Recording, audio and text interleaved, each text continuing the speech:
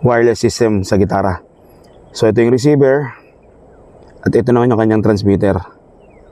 So ito yung receiver, ito yung i-connect natin sa audio interface. So ganito yan.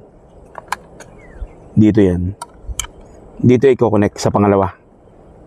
Yan. Bakit pangalawa? Kasi mas mataas yung gain nitong mga ganitong klaseng interface. Tsaka mataas ang gain ng gitara. Yan. Kaya dyan. Sa pangalawa. So yung sa primary naman, yung ating condenser microphone or yung ating dynamic microphone. So ito, dito naman nilalagay yung earphone, no? Yan yung in-ear monitor natin. So ito naman yun. So ito yung sa ating tenga. Tapos yung ito yung receiver. So dito naman yung kanyang transmitter. Ito yung mga control, ito yung in-ear monitor.